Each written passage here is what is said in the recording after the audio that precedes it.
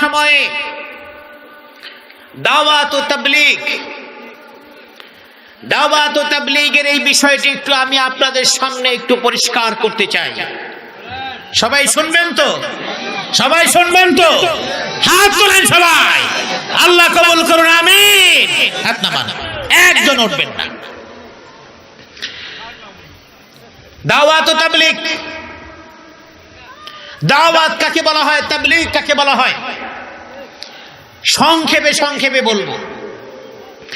দাওয়াতের মানে হলো মানুষকে ডাকা, আহ্বান করা। কিসের দিকে আহ্বান করবেন? এই আহ্বানটা হলো ইসলামের দিকে আহ্বান করা। তাবলীগ মানে হলো পৌঁছে দেওয়া। আপনি দাওয়াতটাকে মানুষের কাছে পৌঁছে দিচ্ছেন, এটার নাম হলো তাবলীগ। আমি যে এখানে বয়ান করছি এটাও একটা তাবলীগ, ঠিক কিনা? এটাও একটা দাওয়াত, এটাও একটা তাবলীগ, ঠিক কিনা? এবার আসুন, সমস্যাটা কিভাবে? সমাজের মানুষ যখন মনে করে নিয়েছে দাওয়াত ও তাবলীগের একটাই পদ্ধতি, এর বাইরে কোনো পদ্ধতি নাই, এটা চিন্তা করার কারণেই সমাজে বিশৃঙ্খলা সৃষ্টি হয়েছে। আমাদের সমাজে দাওয়াত ও তাবলীগকে নিয়ে এখন একটা সংকটময় মুহূর্ত পার করছি আমরা। আমি সকলের জ্ঞাতার্থে বলছি, যে ভাইরা যেই আদর্শে যেই পক্ষ অবলম্বন করেন না কেন, ভালো করে খেয়াল করবেন। আজকে বর্তমানে বাংলাদেশে দাওয়াত ও তাবলীগকে কেন্দ্র করে দুইটি গ্রুপ হয়ে গিয়েছে।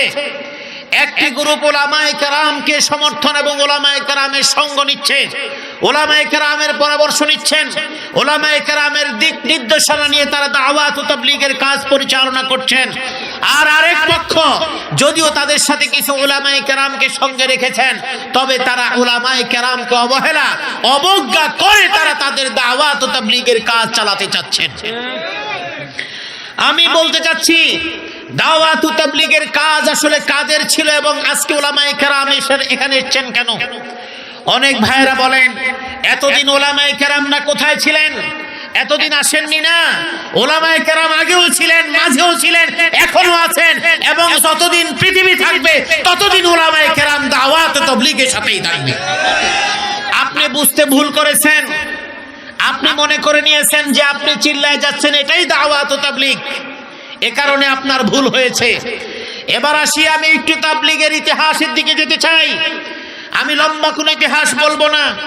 এই দাওয়াত ও তাবলীগ যেটার কারণে আজকে আপনি মাথায় টুপি দিয়েছেন, এই দাওয়াত ও তাবলীগ সর্বপ্রথম এই তাবলীগের প্রচলিত সিস্টেমের বাহিরে দাওয়াত ও তাবলীগ আরেকটা হয়েছে। সেটা হলো পীর মাশায়েখরা বিভিন্ন দেশ থেকে, বিভিন্ন প্রান্ত থেকে এই দেশে বণিকদের সাথে একমাত্র দ্বীন প্রচারের জন্য এসেছেন এই বাংলাদেশে। কথা বলেন ঠিক কিনা? এই বাংলাদেশে ইসলামী বা মুসলিম শাসন প্রতিষ্ঠিত হয়েছে 1204 খ্রিস্টাব্দ থেকে, ইখতিয়ার উদ্দিন মোহাম্মদ বিন বখতিয়ার খিলজির আগমনের পর থেকে। কিন্তু তারও অনেক আগে 700 খ্রিস্টাব্দ কিংবা তারও আগে এই বাংলাদেশে পীর মাশায়েখরা এসেছেন দূর দূরান্ত থেকে। কেউ এসেছেন ইয়েমেন থেকে, কেউ এসেছেন বাগদাদ থেকে, কেউ এসেছেন সিরিয়া থেকে, এইরকম বিভিন্ন দেশ থেকে এই দেশে এসেছেন তারা শুধুমাত্র দাওয়াত ও তাবলীগের জন্য। তার মানে হলো দ্বীনের দাওয়াত সম্প্রসারণের এবং প্রচারের জন্য। এইরকম ভাবে অনেক পীর মাশায়েখদের নাম আছে, আমি সেই আলোচনায় যাচ্ছি না, যেহেতু আমার ওই ইতিহাস বলা আমার মাকসাদ না।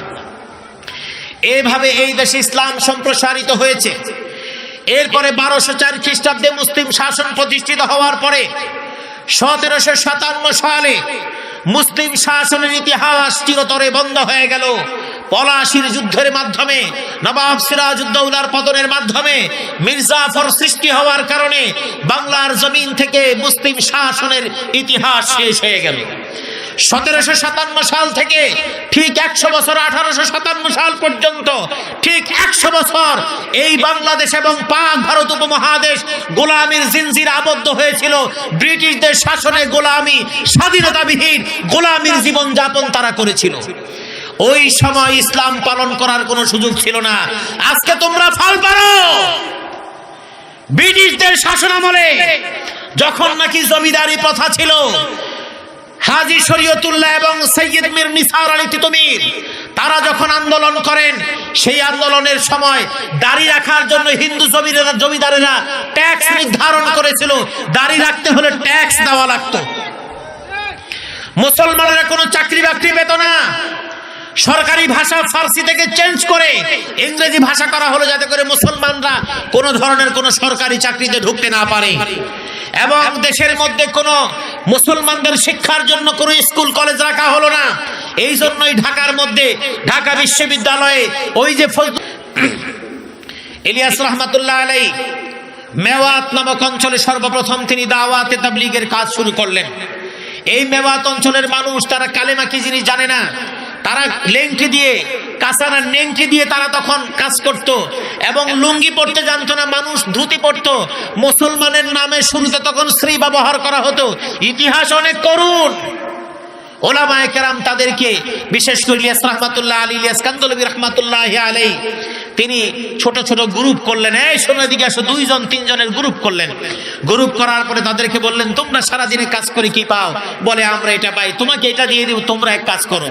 কারণ শ্রমজীবী মানুষ, খেটে খাওয়া মানুষ, তারা যদি অন্য কাজে লিপ্ত হয়ে যায় তাদের সংসার কিভাবে চলবে? ইলিয়াস রহমাতুল্লাহ আলাইহি তাদেরকে দলবদ্ধ করলেন। দলবদ্ধ করে ছেড়ে দিলেন। বলল, তোমরা মাঠে ময়দানে যাবে, ওই কাজ করে, কৃষি কাজ করে, এই করে সেই করে যারা আছে তাদের কাছে গিয়ে একটা শব্দ বলবা, তোমরা কালেমা জানো? আর কোনো শব্দ নাই। কালেমা কি তারাও কিন্তু জানে না। বলল, কালেমা জানো? কালেমা জানো? একে একে সবার কাছে কানে বাড়ি খাইলো। সবাই বলা বলি করে, একটা গ্রুপ আইছে খালি বলে কালেমা জানে। এই কালেমাটা কি রে? এই কালেমাটা কি রে? আগ্রহ সৃষ্টি হলো। যেটা ইলিয়াস রহমাতুল্লাহ আলী এত বছর আগে শুরু করেছেন, আজকের বর্তমান আধুনিক যুগে দেখেন, পত্রিকা খুললে দেখবেন কোনো কোম্পানি যদি কোনো প্রোডাক্ট বের করে, পত্রিকার মধ্যে একটা সাদা হেডিং দিয়ে একটা বিজ্ঞাপন আসতেছে। এর 2 দিন পরে শীঘ্রই পাবেন, এরপরে পাবেন এই সেই, পরে দেখা যায় কোনো একটা খাদ্যদ্রব্য অথবা ব্যবহার সামগ্রী। তাহলে 3-4 দিন বিজ্ঞাপন দেওয়ার মাধ্যমে মানুষের কনসেন্ট্রেশনটাকে ওই দ্রব্যের প্রতি আকৃষ্ট করেছেন। এইভাবে তাদের মধ্যে প্রথম শুরু করলেন কালেমা জানো। এরপরে সবার ভিতরে যখন শুরু হলো, ভাই কালেমা কি? এবার ইলিয়াস কান্দলবী রহমাতুল্লাহ আলাইহি তিনি সবাইকে বলে দিলেন, তোমরা সবাইকে বলবা কালেমা হলো লা ইলাহা ইল্লাল্লাহ। এবার কালেমা জানা হয়ে গেল। এবার এই মানুষগুলোর কাছে বুখারী, তিরমিজি আজকে ক্লিক করলে আমরা পাই। এখন থেকে 30 বছর আগেও বাংলাদেশে একটা ইসলামী বই খুঁজে পাওয়া কষ্ট হয়ে যেত। এখন ইন্টারনেট এবং আধুনিক প্রযুক্তির মাধ্যমে আমরা সব হাতের কাছে পেয়ে গেছি। ওই সময় ওই মানুষগুলোকে জটিল জটিল ইসলামের কথা বললে তারা বুঝবে না। ছোট বাচ্চাকে যদি আপনি যোগ বিয়োগ আগে 1 আর 1 2 এটা শিখায় ম্যাডামরা কিভাবে 5টা দাগ দেয়, 5টা দাগ দিয়ে 2টা মুছে ফেলার পরে বলে কয়টা? 1 2 3। এইভাবে না শিখাইয়া ছোট বাচ্চাকে যদি বলে 2 আর 3 কত হয় 5, আর পিটানো শুরু করে, ওই বাচ্চা জীবনে কোনোদিন অঙ্ক শিখতে পারবে না। যার মেধা যেমন তাকে সেইভাবে শিখাতে হবে। ইলিয়াস কান্দলবী রহমাতুল্লাহ আলাইহি দেখলেন তাদেরকে শিখাতে হবে কি? ইসলামের অনেক বড় বিষয়গুলো দিলে তারা ধারণ করতে পারবে না। এবার তাদের মতো করেই তাদের 6টা উসুল দিলেন। সেই 6টা উসুলের মধ্যে একটা অন্যতম একটা দিলেন, সেটা হলো একরামুল মুসলিমিন। বোঝানোর জন্য বলছি, আমি বিস্তারিত যেতে পারবো না। একরামুল মুসলিমিনটা কেন আসলেন? যে কোদাল দিয়ে কাজ করতেছে সে বুঝবে, ভাই তোমার কোদালটা আমি একটু দাও, আমি একটু কোবায় দেই, এই কোদায় দিলে এটা একরাম হলো, এটা করলে আমি জান্নাতে চলে যাব। এই সহজ সমীকরণ বুঝায় দিয়ে মানুষদেরকে ইসলামমুখী করে দিয়েছেন। সুবহানাল্লাহ। ইলিয়াস কান্দলবী রহমাতুল্লাহ আলাইহি শুরু করলেন। জাকারিয়া কান্দলবী রহমাতুল্লাহ আলাইহি শেখুল হাদিস, তিনি ইলিয়াস কান্দলবী রহমাতুল্লাহ আলাইহির ভাতিজা। তিনি হলেন ইলিয়াস রহমাতুল্লাহ আলাইহির বড় ভাই ইয়াহিয়া কান্দলবী, তার ছেলে জাকারিয়া কান্দলবী। ইলিয়াস রহমাতুল্লাহ আলাইহির ছেলে হলো ইউসুফ কান্দলবী। এরা প্রত্যেকেই এই দাওয়াতের কাজগুলো করেছেন এবং তৎকালীন যে সমস্ত উলামায়ে কেরাম দারুল উলুম দেওবন্দ কেন্দ্রিক এবং যারা ছড়িয়ে ছিটিয়ে ছিলেন সবাই এই কাজগুলো করেছেন। তার মানে হলো দাওয়াত ও তাবলীগের কাজ শুরু হয়েছে উলামায়ে কেরামদের হাত ধরে। কথা বলেন ঠিক কিনা? এবার আসুন, আমি আর অনেক লম্বা ইতিহাসে যাব না, এবার বাংলাদেশে আসুন। বাংলাদেশে অনেক উলামায়ে কেরাম ছিলেন উল্লেখযোগ্য। তৎকালীন সময়ে আলেম মুজাহিদে আজম শামসুল হক ফরিদপুরি রহমাতুল্লাহি আলাইহি, উনি ইলিয়াস রাহমাতুল্লাহ আলাইহির সমসাময়িক সময়ে জন্মগ্রহণ করেছেন। তিনি জন্মগ্রহণ করেছেন 1800, কেউ কেউ লিখেছেন 97 সালে, কেউ কেউ লিখেছেন 95 সালে। যেটাই হোক, সমসাময়িক সময়ে তিনি জন্মগ্রহণ করেছেন। তিনি জন্মগ্রহণ করেছেন এবং তার যে শিষ্যরা রয়েছেন তাদের মধ্যে উল্লেখযোগ্য হলেন মাওলানা আব্দুল আজিজ রহমাতুল্লাহি আলাইহি, মাওলানা আলী আকবর রহমাতুল্লাহি আলাইহি, যারা তাবলীগের শীর্ষস্থানীয় মুরব্বী ছিলেন। কথা বলেন ঠিক কিনা? আলী আকবর রহমাতুল্লাহি আলাইহি দারুল উলুম দেওবন্দে যখন গিয়েছেন, পড়ার জন্য গিয়েছেন, তখন ইউসুফ কান্দলবী রহমাতুল্লাহি আলাইহি একবার দারুল উলুম দেওবন্দে আসলেন। তো এটা তিনি যখন এখানে এসেছেন, আসার কারণে তিনি উস্তাদদের কাছ থেকে পরামর্শ নিয়ে তিনি ইউসুফ কান্দলবী রহমাতুল্লাহ আলাইহির জামাতে তিনি শরীক হয়েছেন এবং তার সাথে সফর করে এসে তিনি যখন বাংলাদেশে এসে শিক্ষকতা শুরু করলেন, শিক্ষকতা শুরু করেছেন ব্রাহ্মণবাড়িয়া জামিয়া ইউনুসিয়ায়। তার আরেকজন উস্তাদ ছিলেন ফখরে বাঙ্গাল তাজুল ইসলাম রহমাতুল্লাহি আলাইহি, যিনি ছিলেন কারি ইব্রাহিম সাহেব রহমাতুল্লাহি আলাইহির অর্থাৎ মুবারক করিম রহমাতুল্লাহ আলাইহির ফুফা ছিলেন, যিনি ফখরে বাঙ্গাল তাজুল ইসলাম রহমাতুল্লাহ আলাইহির কাছে তিনি পড়ালেখা করেছেন। তিনি তার কাছে বললেন, হুজুর আমি দাওয়াত ও তাবলীগের কাজে আমি যুক্ত হতে চাই। তার কাছ থেকে পারমিশন নিয়ে তিনি দাওয়াত ও তাবলীগের কাজে যুক্ত হয়ে গেলেন। আর আজকের যেই কাকরাইলের মার্কাজ মসজিদ, এই কাকরাইল মার্কাজ মসজিদ হওয়ার পিছনে উলামায়ে কেরামের ভূমিকা ছিল। এই কাকরাইল মসজিদ হলো তাবলীগের 6ষ্ঠ মার্কাজ। এর আগে 5টি মার্কাজ প্রতিষ্ঠিত হয়েছে। আব্দুল আজিজ রহমাতুল্লাহি আলাইহি যখন তাবলীগের মুরব্বী হন, শামসুল হক ফরিদপুর রহমাতুল্লাহ আলাইহির নেতৃত্বে প্রথমে খুলনার দেওতলা এবং বর্তমান দারুল উলুম মাদ্রাসা, খুলনার বৃহত্তর দারুল উলুম মাদ্রাসার মসজিদ, এরপরে হেলাতলা অর্থাৎ আব্দুল আজিজ রহমাতুল্লাহ আলাইহির বাড়ির মসজিদ, এরপরে সেখান থেকে ওই তাবলিওয়ালা একটা মসজিদ খুলনার মধ্যে আছে সেখানকার, এরপরে ঢাকার মধ্যে খান মোহাম্মদ মসজিদ লালবাগের মধ্যে। এই জায়গার মধ্যে যখন নাকি এই ইজতেমাগুলো সংগঠিত হতো, জায়গা হয় না, তখন সেখান থেকে ট্রান্সফার করে তখন সম্মিলিতভাবে সবার সাথে মশওয়ারা করা হলো, জায়গা হচ্ছে না, কোথায় আমরা এই কাজটা করতে পারি।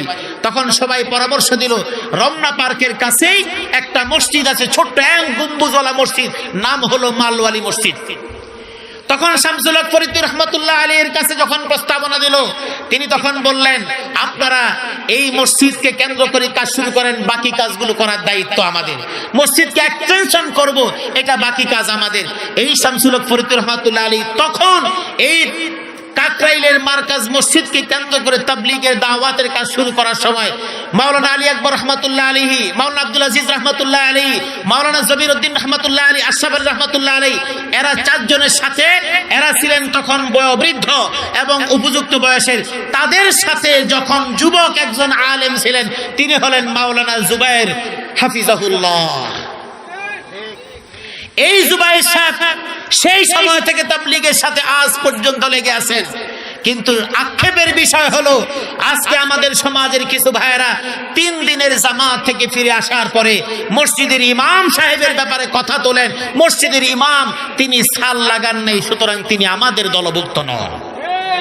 আমি একটা কথা বলতে চাই, আপনি 3 দিন লাগিয়েছেন, 1 চিল্লা 40 দিন লাগিয়েছেন, 3 চিল্লা আপনি লাগিয়েছেন, তবে আলেম ওলামারা 1 দিন 2 দিন নয়, জীবনের উল্লেখযোগ্য সময়ের 16টি বছর এই দাওয়াত এবং তাবলীগের জন্য ব্যয় করে দিয়েছে। এই ইতিহাস ওলামায়ে কেরামের জানা। একটা ছেলে 6 বছর সময় যখন নুরানিতে যায়, হেফজখানায় যায়, 3:30টার সময় ওঠে, আপনি তো ফুর্তি করে ঘুমিয়েছেন। আপনি দাওয়াতে তাবলীগের সাথে যুক্ত হয়েছেন 65 বছর বয়সে। আপনার জীবন গিয়েছে, যৌবন গিয়েছে, অপকর্ম করেছেন, ভালো কর্ম করেছেন, প্রেম করেছেন, ব্যবসা করেছেন, মাল সম্পদ সব কামাই করেছেন। এবার আপনি তাবলীগে এসেছেন, আপনাকে আমরা ওয়েলকাম জানাই। কিন্তু আপনার আসার মানে এই নয় যে আপনি 3 দিনে এসে একজন আলেমের 16 বছরের কোরআন হাদিসের রিসার্চকে আপনি অবমাননা করবেন। এই শ্রদ্ধা আপনাকে কে দিয়েছে? একজন ওলামায়ে কেরামের এই কোরআন শিক্ষা, হাদিস শিক্ষা, তার দাওয়াত ও তাবলীগের অংশগ্রহণের সাথে বেয়াদবি করা হলো স্বয়ং আল্লাহর নবীর সাথে বেয়াদবি করা। কারণ ইমামরা ইমামতি করেছেন, আল্লাহর নবী সাইয়্যিদুল মুরসালিন যেদিন থেকে নামাজ ফরজ হয়েছে সেদিন থেকে সর্বশেষ অসুস্থ হওয়ার আগ পর্যন্ত আল্লাহর নবী ইমামতি করেছেন। সুতরাং ইমামতি হলো অন্যতম নবীওয়ালা কাজ।